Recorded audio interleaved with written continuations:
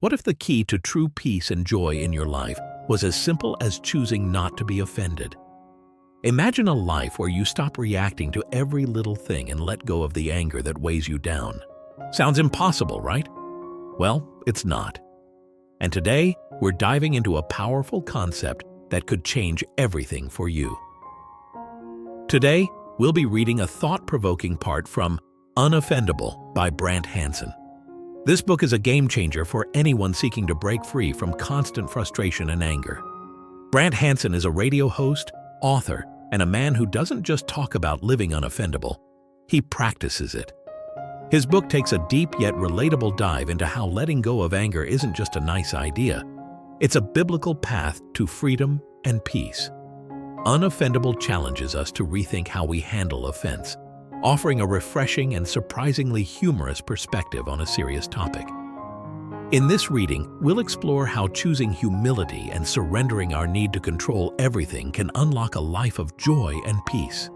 Stick around till the end, and you'll discover how letting go of offense not only transforms your personal peace, but also deepens your connection with others. Okay, here's the part we've selected from Unoffendable. Ready? Let's begin reading. Choosing to be unoffendable means choosing to be humble. Not only that, the practice teaches humility. Once you've decided you can't control other people, reconciled yourself to the fact that the world and its people are broken, realized your own moral failure before God, and abandoned the idea that your significance comes from anything other than God, you're growing in humility. And that's exactly where God wants us all. It's contrary to seemingly everything in our culture. But the more we divest ourselves of ourselves, the better our lives get. Jesus told us as much. He said if we'd give up our lives for His sake, we'd find real life.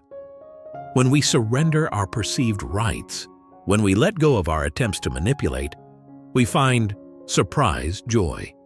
I've seen it happen in my own life, in little bits. I'm still learning.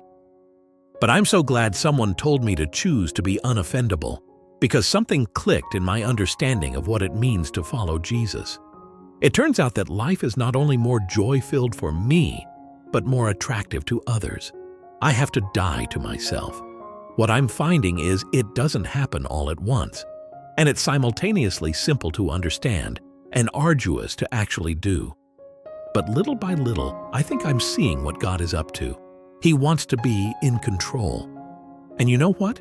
I want Him to be. This hasn't always been the case. I think I can trust Him. I don't need to control things anymore. There's so much less at stake when I let go. So much less of me to defend. So much less of my way to get in the way and feed my anger. What a relief. God tells us to die to ourselves and get rid of anger for a reason. He loves us. And I guess I always knew that He loves us.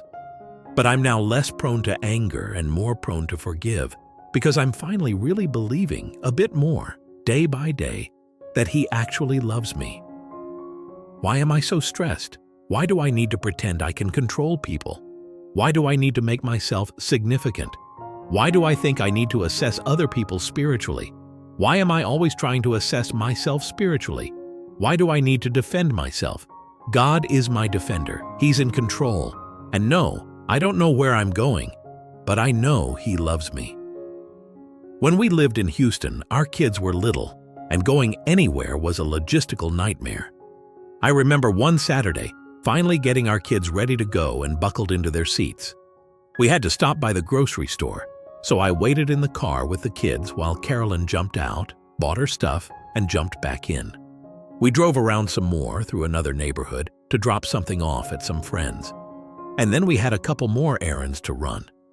We finally pulled onto I-59 South and drove for about 20 minutes in what I thought was a 65 zone. But it wasn't. It was 55. I got pulled over by a Harris County officer, and we all sat in the car until he came back with a much-deserved ticket. Eventually, we pulled off the shoulder and kept going until we turned onto another interstate. That's when my daughter took her thumb out of her mouth and said something. Daddy, where are we going? Oh, yeah, I should tell her. We're going to the big rodeo. We're going to see horses. Oh, okay. That was it. But it dawned on me. How odd had this whole trip been, from her perspective? From the very outset, she'd just been sitting, buckled in, while we went here and there and everywhere. She'd just watched her mom run in and out, and a strange man approached the car with a funny hat and flashing lights. And we turned this way and turned that way and sped up and slowed down and sped up again. And she had no idea where we were going, none. But she was cool with it. If that were me, I'd want to know right off the bat. Where are we going? What are we doing? What's up next? Why are we doing this? But she wasn't the least bit offended with my lack of communication. She's a child, and children are, by nature, humble. They don't have to know everything. She knew almost nothing, not the distance, not the final destination, not the duration of our stay, not even the reason for leaving her home. What she did know, though, mattered infinitely. It's the distinctive line between a life of mistrust, stress, exhaustion, anger, bitterness, and ceaseless striving, and a life of contentment and rest. And not just for her, but for all of us who know that ultimately, we're not in control. She knew who was driving. She knew and still knows that the one who is driving loves her. And that makes all the difference. So, what do you think? How would your life change if you could let go of offense more easily? Let me know your thoughts in the comments below. I'd love to hear your perspective. And if you're interested in diving deeper into Brant Hansen's message, be sure to check out the link to the book in the description below.